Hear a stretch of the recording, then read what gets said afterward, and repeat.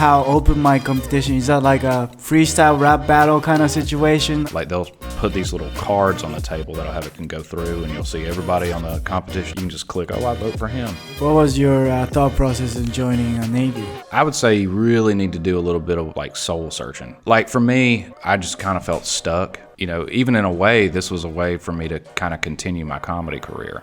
Yeah, everything was going great, and then come the beginning of 2020, I had the opportunity to shoot and film a like comedy special called Vet TV. Welcome back to Be Frank Podcast. I invite experts to be as frank as possible so you and I can learn and inspire from the behind the scene, from the unique job and the lifestyles. Today we have Taylor Dunn, stand-up comedian, U.S. Navy, kickass dad. Also, he was radio DJ. I can't wait to learn about open mic competition winner and life's journey. Welcome, Taylor, to this podcast. Thank you so much for having me. Thanks for coming. And then, for people who are listening, would you introduce yourself to the listeners? So, just like you said, my name is Taylor Dunn. I'm a stand-up comedian and a active duty U.S. Navy sailor. I've been in the Navy now for about 8 years, and I actually started doing comedy before I joined the Navy. So that's actually been, I guess you could say, my longer job in a sense. Yeah. So how did you start comedy? Like, were you always like a funny kid in the high school, like a middle school? So, when I was growing up, I was actually a Jehovah's Witness. It was a pretty strict upbringing. There wasn't a whole lot of opportunities to hang out with the other kids because we didn't celebrate a lot of the same holidays as the other kids. And so I didn't really have a whole lot of friends. But I always was, a big goofball. I loved, Jim Carrey movies and stuff like that. And I always, kind of got a kick out of making people laugh. And it wasn't until I was in high school I actually started getting kind of involved in my theater department. And originally I wanted to be an actor. And I didn't really have much of a knack for it. We would do improv and stuff, and I would get nervous, and, it really wasn't panning out the way I wanted it to. There was a competition that my high school would go to every year called Trumbauer. And you would either go and you would perform all these different scenes. And my theater teacher at the time, he asked me, hey, what scene are you going to do? And I was like, well, I kind of want to do like a comedic monologue. And I just went through the motions, like trying to find one that I wanted to do. And I just could not find a scene that really interested me. And I was like, I'm just going to write my own scene. Huh. So I wrote my own comedic monologue, and I ended up winning the regional competition that year for first place just for something that I wrote. And ever since then I was like, I want to try and be a stand-up. That's awesome. So that's the open mic you mentioned on the message? No, so that didn't actually happen until after I graduated. Gotcha. I did a few more things like that for theater, but it wasn't until after I actually graduated high school that I tried stand-up for the first time. Pretty much I went out to Books A Million, and I started like researching like the books and stuff that I would need to, kind of research on my own, because, this was 10 years ago. Google wasn't quite what it is now. Right. And I started, flipping through this book. I still have it to this day. It's by Judy Carter, Stand-Up Comedy Bible. And started looking through it, and, kind of got it figured out, like, okay, how is this going to work? And I found a comedy club, which the closest one to my house at the time was 2 hours away. It's in Birmingham, Alabama, the Stardome Comedy Club. And I signed up for an open mic. It was competition-based. Everybody got 5 minutes, and you had to be squeaky clean, because this was in Alabama, and, how it is in the Bible Belt, everybody is all about you being squeaky clean. So I signed up for it. I bought my mom and my girlfriend a ticket, and we went to the show. They had no idea what I was going to do. They were, they begged me to tell them for a month, like, hey, what are you going to talk about? And I was like, you'll find out at the show. And when I got there, believe it or not, my dad actually came to the show, which I don't think I mentioned this in the message to you, but me and my dad really didn't have much of a relationship. Him and my mom separated at a real early age, and that was the first time I'd seen him in about 10 years. And he showed up to my first live performance. Or he knew? He knew. Oh, cool. He saw me like talk about it on Facebook or something like that, and him and his new wife, they showed up. But yeah, it was really special to have like everybody there for that first big performance. And as nervous as I was scared to death backstage. But I just went out there and did it the best of my ability, and I ended up winning the competition. So paint me a picture. I mean, I don't know how open mic competition is. That like a freestyle rap battle kind of situation, like 1-by-1 tournament, or you get scored, or how's that open mic competition works? It really depends. Some places it's like audience favorite, like that one I just mentioned to you. Yeah. Sometimes they just go by like, you know, how loud the crowd was during that time. Normally the people that are really judging the competition have been doing comedy for a while. Got you. And it's usually to get booked on a bigger and better show at some point in time. Yeah. That was the result of the show that I just talked about was I got to perform on the big stage a couple of months later for a even bigger competition. That one was for the year.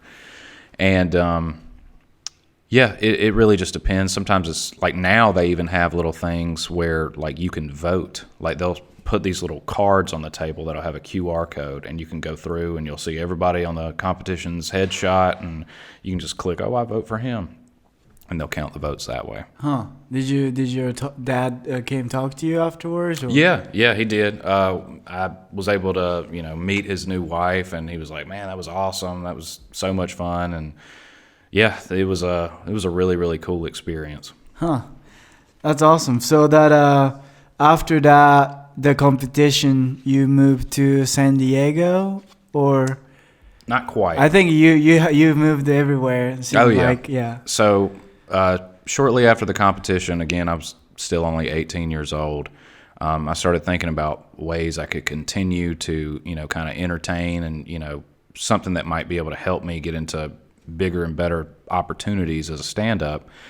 And I got an internship working at a radio station in Montgomery, Alabama, as just a soundboard operator. And I started doing that for a while, and one of the DJs thought I was funny, and he was like, how do you feel about like being on the air? And I was like, I think that'd be, you know, pretty interesting. I'd like to do that. And I started, you know, going in there and recording a couple commercials and a couple of ads and things like that. And I ended up becoming the like main DJ, like Live Drive at 5, and I was doing that 5 days a week. But at the time, you really weren't making that much money as a radio station DJ, especially in a smaller market. Like if you're one in L.A. or New York or something, you can make really good money. But Montgomery, Alabama just isn't quite the market that you need to like really make some money. It was minimum wage. And I was doing that and working as a pizza chef at a Mellow Mushroom. I don't know if you've ever been there or not. Mm-hmm. They throw the pizza dough up in the air. Which cool. I still know how to do. I'm still pretty good at it. But yeah, I was doing that and kind of got involved with some of the wrong people, started hanging around kind of the wrong crowd and got in some trouble. And wasn't too long after that, I was like, you know what? I'm really trying to get out of my hometown. And that's what led me to join the Navy. What was, so you just joined it and then... you got deployed, but you were still doing the comedy stuff? As much as I could. So I joined the Navy in October of 2014, and went to boot camp, went to A school, and my first command was in Gulfport, Mississippi. I was stationed with NMCB 11 or Naval Mobile Construction Battalion 11. This is all like boots on the ground dirt Navy. So once I finished A school, I went to combat school for a month, and newly married, just being one state over, my wife at the time was able to come and visit me pretty much every weekend, and not too long after that we found out that we were going to have a child, and that was really exciting but also really nerve-wracking because I knew I was about to deploy. And my first deployment, I went to Rota, Spain for 6 months. That was a lot of fun. especially just turning 21 and going out to, really going out of the country for the first time. That was a lot of fun.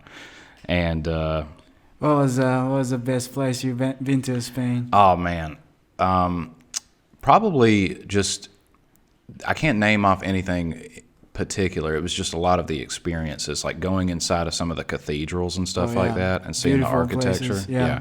I got to go see a real live bullfight happen in person. Nice. Yeah, there's not a lot of people that can say like, oh, I've actually witnessed a bullfight in Spain, and that was probably one of the craziest sporting events I've ever been to. Do they have like a red cave and all? Oh yeah. It's it can be pretty graphic. A lot of people don't know that they actually kill the bull.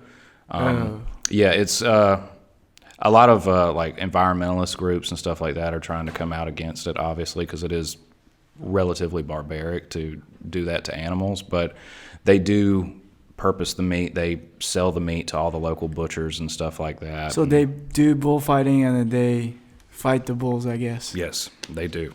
They fight to the death, literally. Huh. That's crazy. Yeah, we did not expect it. Like when we went to the event, and we're just sitting there like we couldn't believe what we were seeing. But it was very interesting, very cool to see that side of their culture. And once I got back from Spain, I got back to Gulfport, Mississippi, and my wife gave birth to a beautiful baby girl. And about 8 months after that happened, I went on my second deployment, and I went to Guam. I was there for 8 months, and Guam is pretty much just like Asia's version of Hawaii. Pretty nice. Oh yeah. Like that was most of the tourists that you saw there. Yeah. And it was really cool. It was it's very Americanized. Everybody there speaks English for the most part. They use the American dollar. You can go to the mall and stuff like that. And I deployed there twice. That's cool. And then, I have a non-profit organization client called Warriors of Freedom. They serve and then they educate veteran suicide. Also, that they focus on outdoor therapy, like hunting and fishing and scuba diving. And then they try to, they help out the veterans. And then I never been to the military, but first of all, thank you for your service. Oh, thank you. I and appreciate then that. A lot of veteran people, how they talk to each other, like even like a Navy, Army, Air Force, they talk so much shit, right? Mm-hmm. Like so, being comedian, like do you say some like funny stuff to others, or like how do you like can you kind of like explain to the audience never heard like a military people like talk shit to each other? But like why is that? Oh yeah. Why is that branch like talk so much crap to each other? I don't know. That's something that's probably somebody that's been in a little bit longer than me could probably give you a little bit more information on. But honestly, it's just friendly banter. It's the same thing as like somebody going to a different school as you. Right. Like you're still in the same sort of thing, and you still try to look out for each other, right. But at the same time we pick at each other. Like you're Navy, right? Like yes. do you like Air Force people? Yeah. I don't have any. I mean, if you have to make fun of Air Force people, what would you say? You know what I mean? Oh, well, for Air Force people, it's always like we call them the chair force because they honestly they have the easiest branch of the military. They and I'm not complaining. I'm stationed on an Air Force base right here, and it is the nicest base I've ever been on. So a lot of people will be like, "Oh, the Air Force has got it easy." It's like, yeah, I wish I could have joined. Pretty much everybody that's a good percentage of people that are in different branches, like the Marine Corps, Navy, and the Army, is because for some reason the Air Force would not accept them. Like in my I got in trouble at one point when I was younger, and that made it real hard to join the Air Force. However, joining the Navy wasn't so hard. So, and the Marine Corps, I could join the Marine Corps in 2 days. They'll let just about anybody join the Marines, but you got to be tough. That's the only thing. Army too, or yeah. That was actually the only branch I didn't try to join. Like that was the bottom of my list. What was your thought process in joining a Navy? Well, like I said, when I like really decided I wanted to join the military, I went and I talked to an Air Force recruiter for like 3-4 months, and they were hardly ever at the recruiting station office. And, I worked right next to one. The pizza restaurant that I worked in was right next door to this place. So I'd stop by there every couple of days, like, hey, just want to see if you got my paperwork routed, or, oh, yeah, we haven't got to it yet. I'm like, okay. And I'd come back and check, and they wouldn't be there. Or, oh, well, they're at lunch. They'll be back later. And 3 months down the line, it's like I haven't gotten anywhere.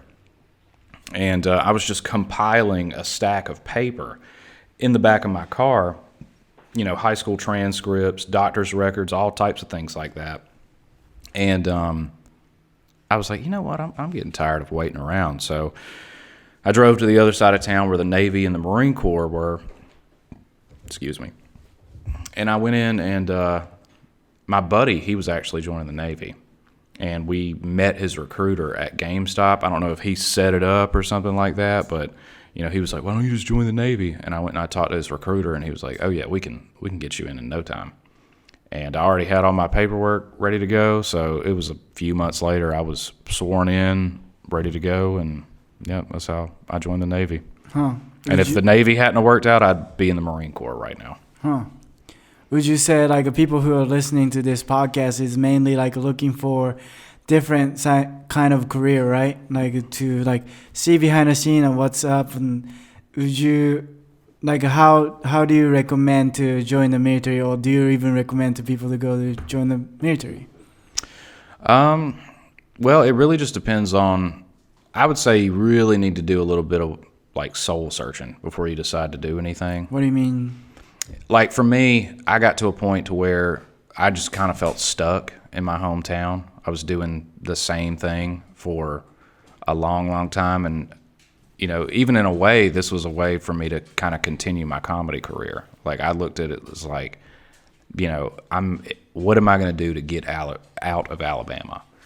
So I looked into the military, started getting serious about it. What I would tell people, though, is to really do your research. Like, find out which branch suits you the best. It's probably going to be the Air Force, just the most comfortable branch. But, if you aren't able to join the Air Force, or if you'd rather give yourself more of a challenge, join the Marine Corps, join, the Navy, and try and do something special forces. But you were in the Navy, right? So, like, what kind of personality or what kind of people suits the Navy the best? Well, we don't mind having a stiff drink. There's definitely a lot of drinkers in the Navy, that's for sure. But, I mean, everybody knows that, the term like drunken sailor and stuff like that. What's funny, too, is I was on a naval base before I moved here to Oklahoma. The alcohol on base in San Diego was so much cheaper than it was here on base in Oklahoma. And I asked somebody, why is that? And they're like, because it's an Air Force base. The Air Force doesn't drink like the Navy does, so the alcohol is more expensive. I was like, that's crazy. That is crazy. But yeah, I would just, I would tell anybody that's really like giving it a lot of thought and thinking about it, just do your research. Talk to people that that have been in. It's changed a lot even since I've been in, which has just been 8 years. And I'm sure people that have been in 15, 16 years will tell you, it's drastically different than it used to be. So, and probably by the time, if you were to join tomorrow, 3 years from now, it wouldn't be the exact same military that you joined 3 years from now. You just kind of have to adapt and get used to the changes and stuff. Yeah, I was curious because like if somebody like young guys and the girls wanted to join it, and then like recruiter to go talk to them, right? Mm-hmm. But recruiter, maybe some say like they're kind of persuasive probably.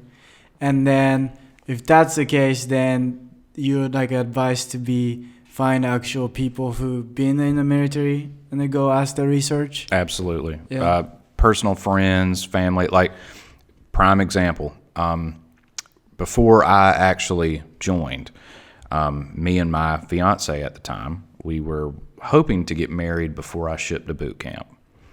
My recruiter told me, no way, that's a really bad idea. It could potentially get you in trouble. It could be disqualifying, all this stuff. And I talked to a lot of the people around me, and they were like, look, I'm going to be honest with you. If you decide to wait, you're screwing yourself out of, a lot of money right when you first join. Because, your BAH, your basic things that when you're married or you have a spouse, they provide you with.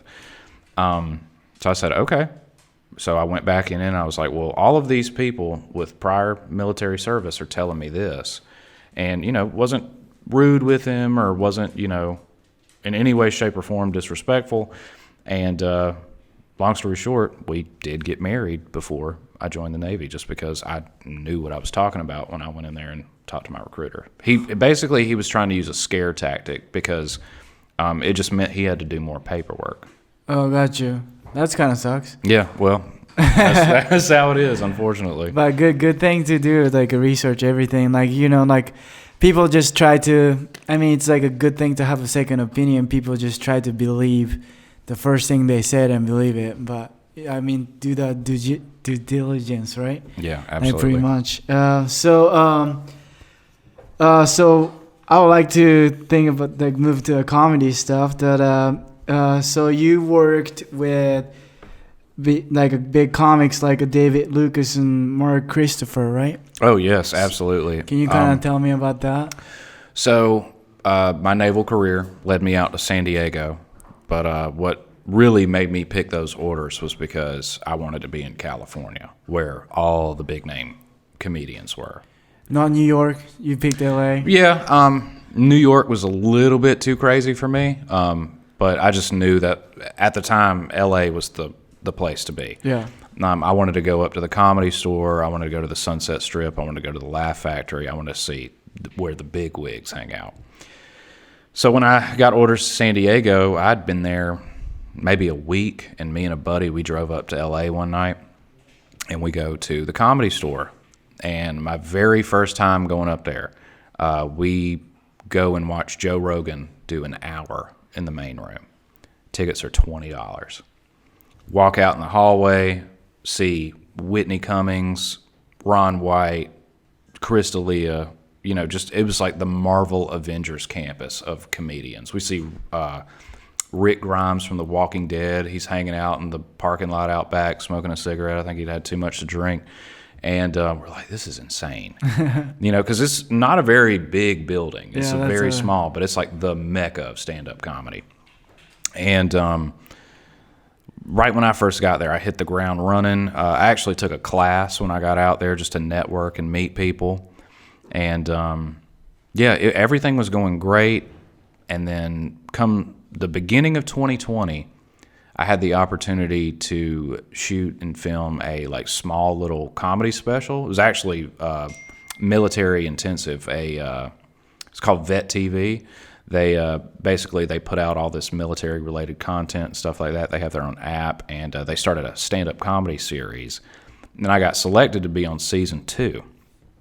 I was supposed to audition for that April 23rd of 2020, which was about a month after COVID really had started. Yeah. And everything was shut down.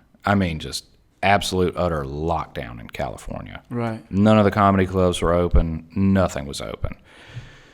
And it stayed like that for about a year and a half. Yeah. Before things really started, getting to where okay, we can't keep everything locked up.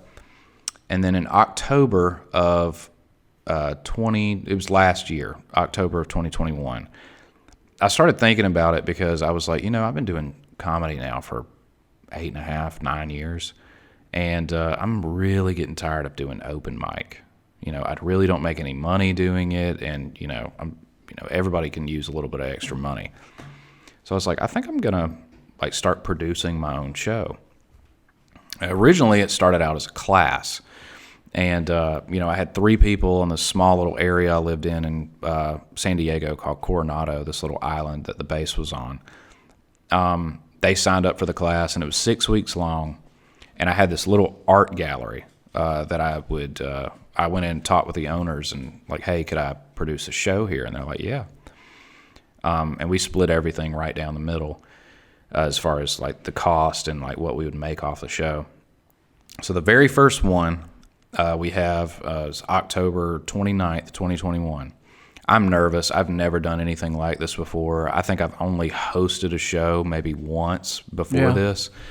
And I'm just kind of flying by the seat of my pants. We have tickets set for $5. I'm thinking this is going to be a flop. We had only sold like 20 the night before. I was thinking still of canceling. $100. Yeah. The day of, we have 85 people buy tickets like that's that. nice. And then we had to like say that we sold out because it was such a small little room. We couldn't fit any more people in there. We still sold an additional 18 tickets for standing room only. So it was like 108 people total, but we were just slammed in a room really not much bigger than this one. Yeah. And man, it was a riot in there. I got some of the good comics around San Diego to come out and be on the show, and that was really like my first taste of like, hey, this is what production is like. And I fell in love with it. I did another one in December of that year, and then moving into January is when Omicron kind of got stirred up and people were a little bit scared to come back out again, so we canceled our show in January of this year. But after that, it was full speed ahead.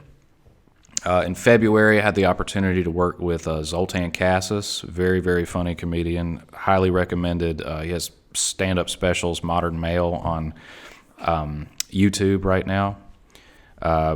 Shortly after him, I had the opportunity to, like I said, I worked with David Lucas, who is a up-and-coming national touring headliner, regular on Kill Tony.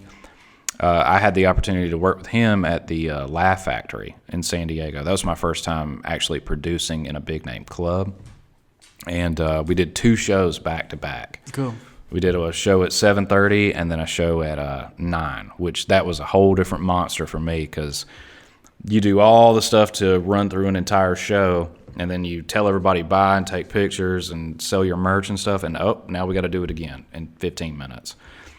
And so it was a really big learning experience, but, that was really, really cool. And, we sold a lot of tickets, so I made a decent amount of money. And then after that one, we had a show in April at the Art Gallery with Mark Christopher Lawrence, who was he was in The Pursuit of Happiness, Terminator 2. He lives in San Diego and does stand-up pretty regularly. He's been in the game for a long time. He's probably 25, 30 years. And, it was really cool working with him, somebody that I'd seen in a movie that, I watched when I was a kid. It's like, oh, this guy's on a show there. And, he put on a great show in the Art Gallery that one night. And shortly after that is when I found out that I was coming to Oklahoma. So then it was like, okay. For the Navy or for the Navy. Okay, gotcha. Yeah, I'm still currently in right now. But, I did the last couple of shows there in Oklahoma, but while I was still in San Diego, I wanted to do something special in Alabama because I knew that when we left San Diego, we were going to come back to Alabama for about a month and hang out. The military will allow you to take like 30 days of transfer leave just to spend time with family before you transfer to your next command. And we took every day of it too. And I was like, I really want to do a show in my hometown during that time. And I contacted David Lucas. That was the biggest act I had worked with, and he was interested in doing it. And I started getting everything, situated with renting out the venue and things like that, all from the other side of the country. And, I had a lot of people there, like friends and family there in the area that were able to help me out and do stuff that I couldn't be there for. And then, news interviews and things like that. And it all, kind of culminated into this bigger than I could have ever expected show that happened in the summer. It was so awesome just to have like friends and family and, just everybody come out and just put on such a great show right there in a place where it really, nothing like that had been done before. And it's just a small little community theater that does Broadway style productions, but man, it was a really good feeling. And we were able to actually raise money for my high school. We raised about $1,000 to give back to my theater program where I originally first started doing live performances. So, and then, not too long after that, we moved out here, and I've gotten around the circuit some, like you said earlier. I met JJ Wood. He's been super helpful, kind of getting me introduced to people around here. Shout out to JJ. I just did one of his shows last night, but I did the Ultimate Comedy Experience. Mm-hmm. I was very thankful to get picked for that here in the Bricktown Comedy Club. And this Friday, actually, I'm producing a show for a local guy, Matt Ross. He born and raised right here, but he did that show with me during the summer. He opened for David Lucas, and he was a knockout. He was hilarious. I asked him if he wanted to do something similar here in his hometown, and he was like, yeah, so we're doing that on Friday night. That's awesome. I mean, that's such an inspiring. Honestly, you did that for your show or whatever. Whenever you're dealing with bigger venue or bigger shows or something like that, it's seems like out of reach. Seems like it's not possible. But if you actually contact, and then if you just go do step by step, I had a show called Token Flow in this summer. We had a cannabis event, and then we had a Whalers, Bob Marley, the Whalers. Wow, okay. And then we brought in a Tulsa and a water park, and then people ask me how did I get the Whalers to come to Oklahoma? Well, I got email for the manager from my business partner, and then I email, and then I figured out the phone number from the website, and then I had my assistant called, I think, almost 6 weeks straight, and then they picked up the phone, and then turns out the manager was from Oklahoma. And then he liked the fact that we are doing from Oklahoma, so they're well, we don't really give a shot to people who are just starting out for doing event business, but we'll just give you guys a shot for this time, and then thanks, Yeah. It just took sometimes people are scared of I don't have experience. Whenever you had those art show or whatever, mm-hmm. you didn't have that stuff, but but you just kind of did it, and then I think that's such a cool story and the inspiring stuff. And then I was wondering that David Lucas, I know you worked with him before, but what was reaching out to him look like? Did you make a phone call or DM him or? So I was a fan of his. I saw him for the first time at the Comedy Store in L.A. on Kill Tony, and I was like, this guy's hilarious. And, I followed him on Instagram, and I kept up with him for a couple of months. And then I want to say it was in June of 2020, he came and did a show in San Diego. He headlined a show. And I went to it, and I messaged him. I was like, hey, just on Instagram, hey, man, I'm from Alabama. I'd like to get a picture with you, because he's from Georgia. And he's like, yeah. And he came outside and, dapped me up and was like, yeah, man, we're from the South. And I told him, I do stand-up too. And he was like, oh, okay. And that was my first time really meeting him. And then I actually got the date at the Laugh Factory without having anybody to perform. I contacted the Laugh Factory and was like, hey, I'd like to produce a show here. And they were like, okay, how does the March 18th sound? And I was like, that works. Didn't have anybody to perform on the show. Excuse me. And we were 6 weeks out. I contacted one guy. He wasn't interested. Contacted somebody else. They weren't interested. And a buddy of mine was like, why don't you try to get David Lucas? And I was like, that's a great idea. And I was like, could you reach out to him? Because this guy, he actually worked at the La Jolla Comedy Store. Yeah. And he had opened for Tony Hinchcliffe before. And he was like, yeah, I'll reach out and see what I can get. And sure enough, he got me his number, and he was like, yeah, he'd be interested. I contacted him, asked him about it, and asked him what he'd be comfortable with as far as like payment for the show, and he told me, and I was like, okay, we can do that, and he was there. You texted him or? Yeah. Oh, that's cool. Yep, texted him, called him, and I still got his number to this day. I'm actually looking into maybe setting him up with some dates here in 2023. Oh, in Oklahoma? Oh, yeah. Well, 2023, after this show that I'm doing this Friday, I'm going to obviously take a little break through the holidays, and really through probably January, maybe early February, but probably late February, March time frame, I'm going to have my whole year kind of planned out as far as like shows and so on and so forth. Well, please invite. I would love to go. Oh, yeah, absolutely. Yeah.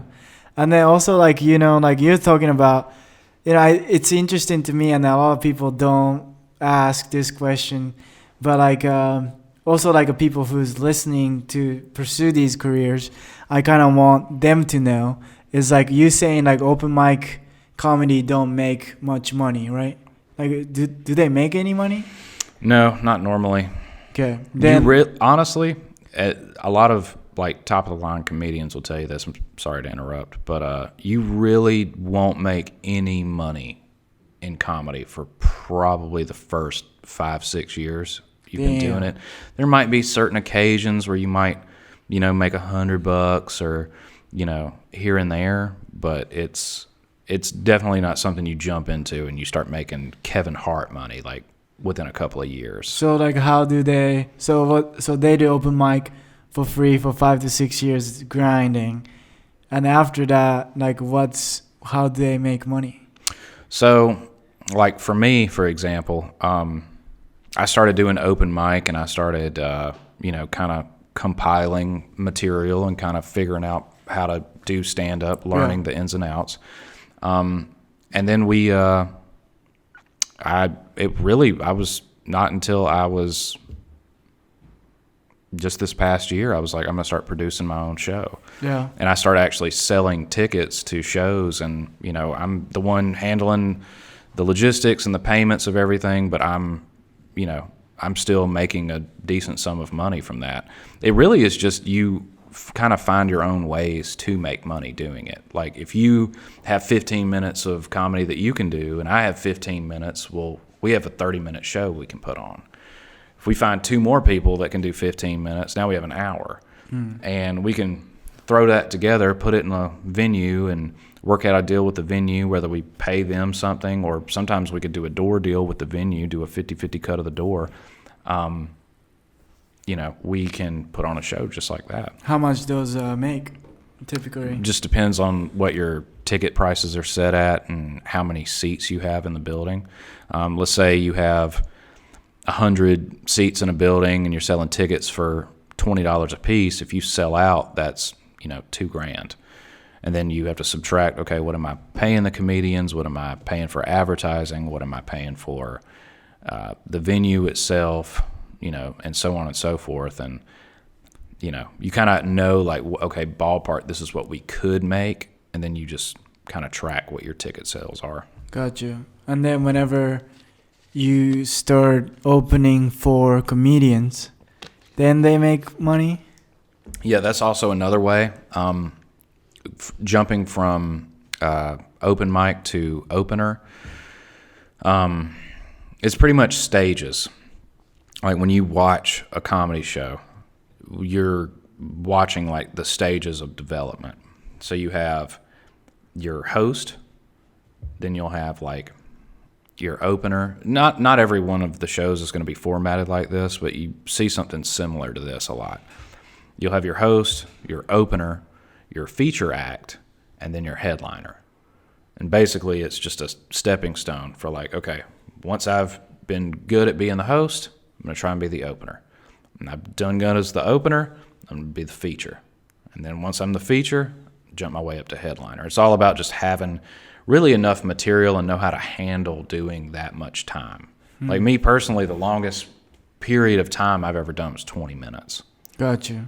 But I'm working towards getting up to being able to do that 45 minutes to an hour. How hard is that?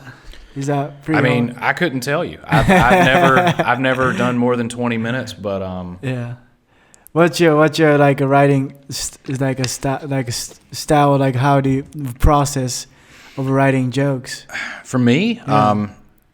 I try to be, I read the books. I do the research of like, how do I get more meticulous in writing and writing every day? I don't do it. I procrastinate. Usually when something really sticks out to me, and like sometimes my wife will be like, you need to write that down.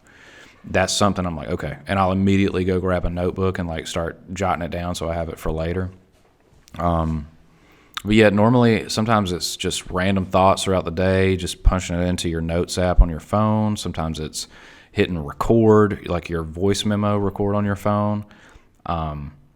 Really just anything and everything is usable. And then I'll normally, like when I have it the way I think I want it to sound, I'll type it out or something, or I'll write it like freehand, and I'll just kind of go over it like that. And sometimes the best way to come up with the material is just to freestyle it, honestly. I started experimenting with that about a year ago or so. And that's probably one of the most nerve-wracking parts of stand-up, is because you're basically going in there with no safety harness. Like you don't know your set. You don't know what you're going to talk about. Right. You're just talking like me and you are right now. Yeah. And you're going into something with the expectation the audience have of you're going to make them laugh. So, they call that crowd work. When you start, like when you see these clips, of all these comedians like talking with and engaging with the crowd, that's called crowd work. And that's a good way to build material, and honestly, it's a good way to create content without giving away your real meat and potatoes, which is your material. Got you. I see a lot of TikTok videos. The comedian do that too, like interacting with the. I think it's funny too. Oh yeah, it's good. The people that are really, really good at it, those are the people that are taking over the game right now. Because let's say, okay, you have an hour of material. Yeah. You want to sell it to Netflix for as much money as Netflix will give you. Yeah. You don't want to put any of that material out there before you can shoot a special with Netflix. So you're going to hang on to that, and that's going to be your meat and potato. That's your baby. The clips that you're seeing on TikTok and things like that, for the most part, are just engaging with the crowd. It's crowd work. So it's basically like they're not giving away any of their real magic for free. You see what I'm saying? Interesting. Yeah. How much does a Netflix show, like a first Netflix special or something like that, how much can they make? Do you know? Probably, I want to say, somewhere in the ballpark of. It really just depends on the level that the comedian is at. But like if whoever, like a starting up, For a first special, Yeah.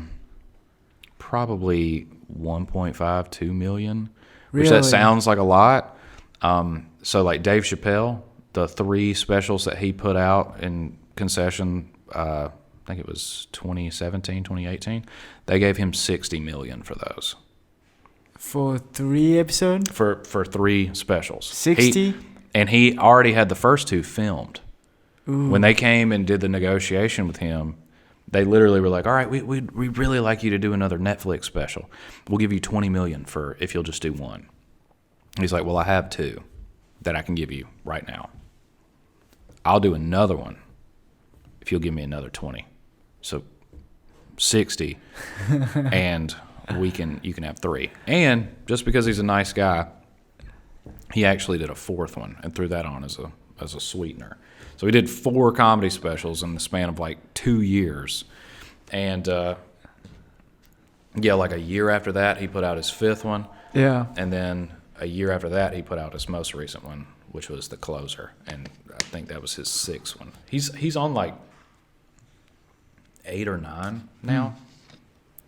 So he could have been making like 160 million. Something like that. Damn. I'm sure he didn't get paid that much for his first HBO special, but a lot of people, and this is what's really interesting, a lot of people have started kind of going away from the Netflix route. A lot of people are, I mean, obviously, you're a content creator. TikTok, clips and stuff like that can get you a lot more views a lot faster than a really long YouTube video. Yeah. Or a really long, like, for instance, like some people will say, like, they don't want to sit and watch an hour-long Netflix special. They like these little bite-sized chunks because, our concentration has been shrunken down so low from these little TikTok clips. Yeah. So they're putting out these little 15-minute specials and stuff like that. And people have started doing this on YouTube. There's a comedian, huge fan of. He put out a 30-minute crowd work special of literally just him doing crowd work for 30 minutes on YouTube's Andrew Schultz. Super, super funny. He has done stuff with Netflix, and he has his special on YouTube right now. I had the opportunity to meet him last year. He was doing a show in LA, and me and a friend drove up there to it. But he has changed the game on like how comedians get their content out there. He started posting clips instead of long drawn out. Instead of posting an hour-long video on YouTube that a lot of people probably aren't going to watch, he'll post little 3-minute clips. And he was doing that over and over and over and over again, and he would do it for an entire year. Right. And he, really built a following that way. That's very interesting. It's the same thing happening with like comedian or any content creators. It's like TikTok is very easy to get followers and get views.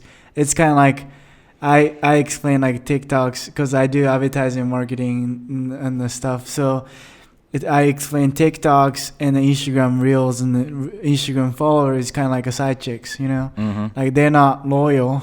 Yeah. But like they will follow you and then they will like your stuff. Mm-hmm. Like YouTube, a subscriber is kind of like your wife material, like a people. Oh, yeah. They're following loyal. They will listen to you an hour long, not like 15 seconds to Absolutely. have a good feel.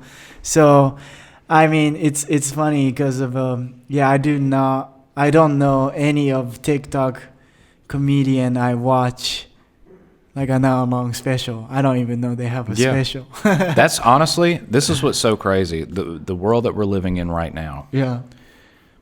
The people that are TikTok famous, Instagram Reels famous, the people that have a lot of followers on these things, and they're making these viral videos, those are the people that are selling out comedy clubs right now. Yeah.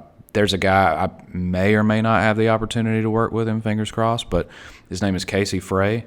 Has all these like really goofy like dance videos and stuff like that.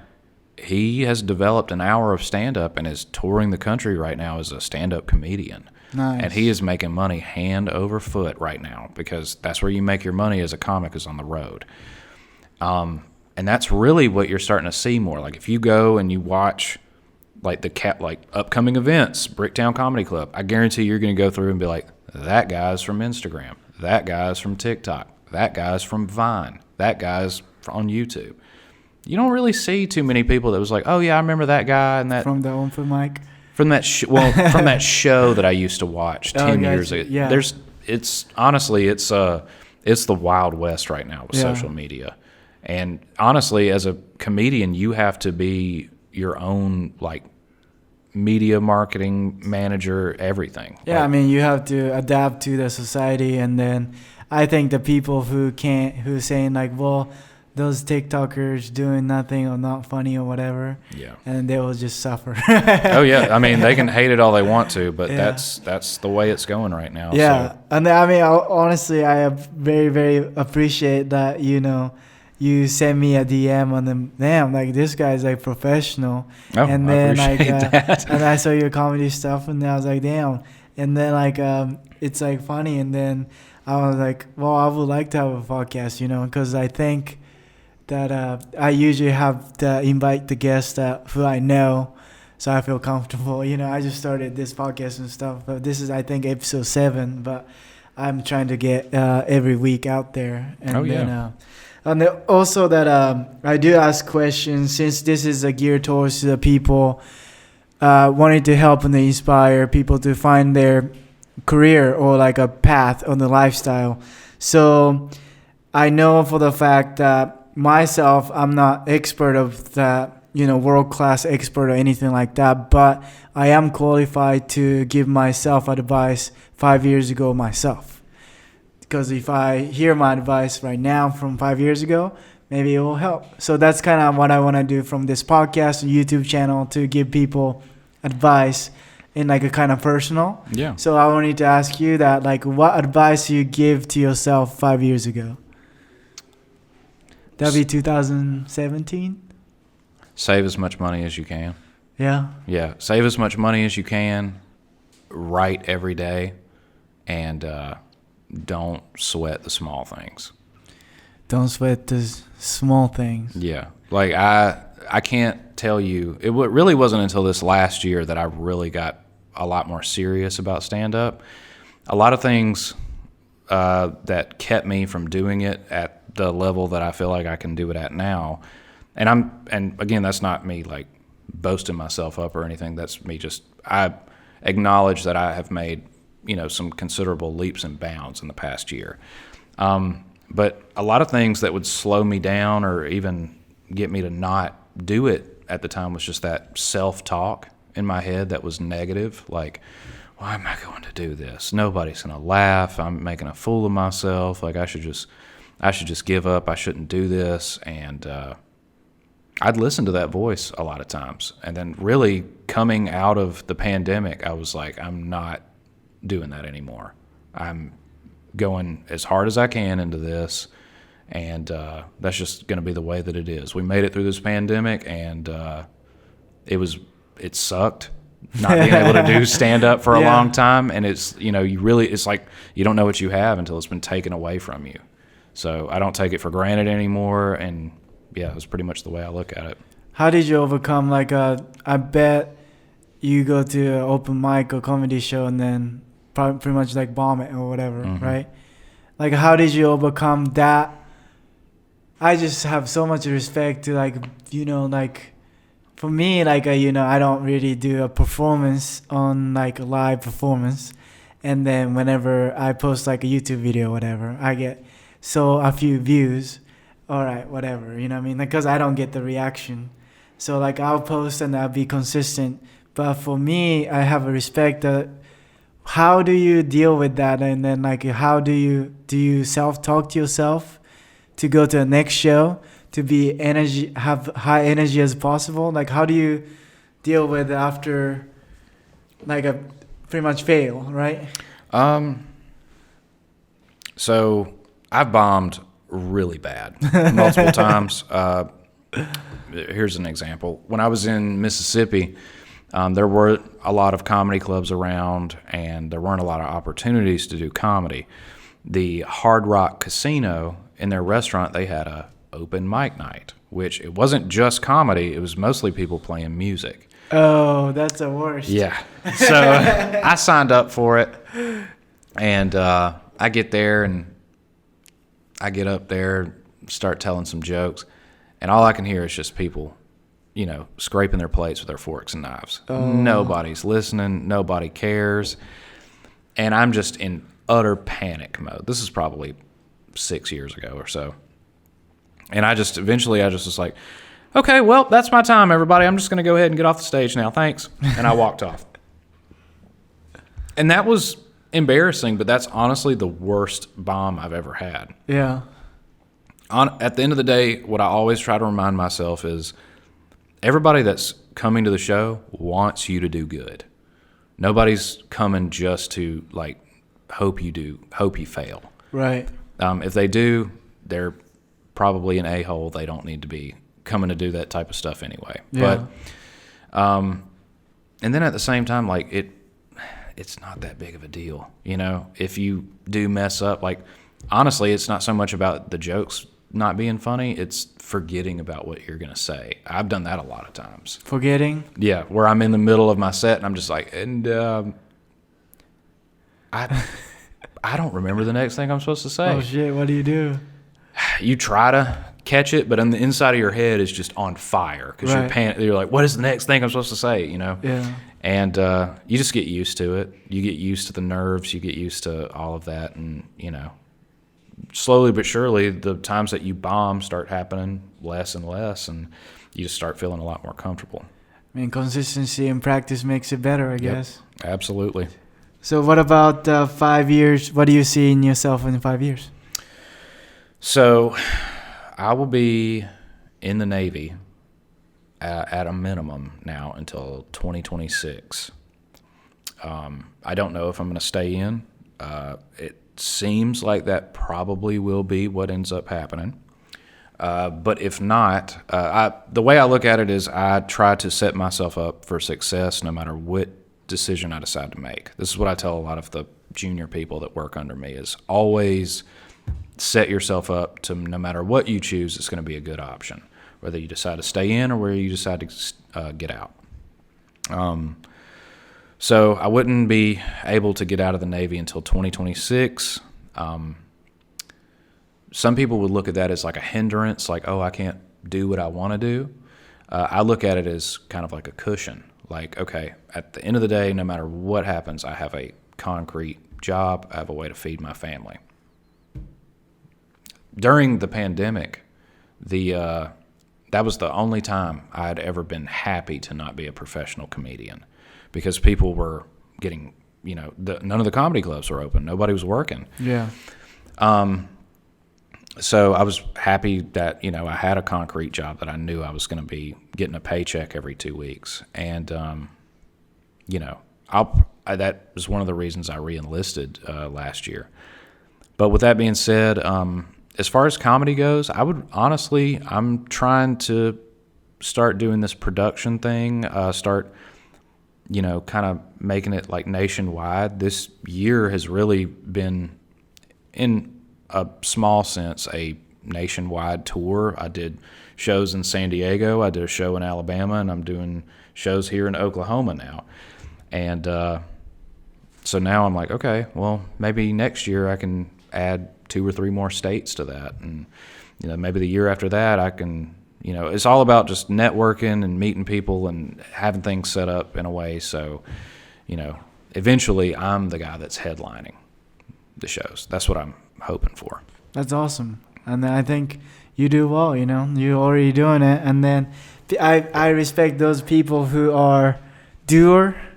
I think that like a lot of people tell me to say like, hey, Yosuke, I don't think you have things figured out, but you just do it anyways. Mm-hmm. I think you're kind of person. You got to be that way. Honestly, if you your biggest enemy is always going to be yourself. Yeah. That's what I have always figured out. It doesn't matter what anybody says to me. Yeah. It's always myself that will talk me out of doing the things that I want to do. Yeah. So if you can get over that, I look at it like you can pretty much get through anything. Yeah, for sure. I mean, I thought about maybe I will start a podcast whenever I can speak perfect English, but it will never be that way. So I might start now, you know. Oh, yeah. That's kind of what I'm doing. But do you have any plug you want to plug in? Yeah. So I'm actually in the process of trying to start my own little comedy network here in not just Oklahoma, but the surrounding areas. I'm still playing around with the name. It's not concrete. Like, this literally is a thought that just occurred to me like 2 weeks ago. But right now, if you want to follow Comedy Gunfight on Instagram, it's just shows, events. I'm going to eventually have podcasts, start interviewing some of the comedians from the local area and stuff like that, finding out where different shows are happening, things of that sort. And if you want to come see me and Matt Ross this Friday, November 18th, we will be at the Rodeo Cinema in Stockyard City. Well, I'll put that in the description. I don't think this episode will come out. That's okay. If it doesn't, it's all good. But I can have maybe easy. You can cut this out for him so that he can like promote. If you ever want to go to any of the shows that we're doing, just look me up on Instagram at Taylor Dunn, TaylorDunn ____.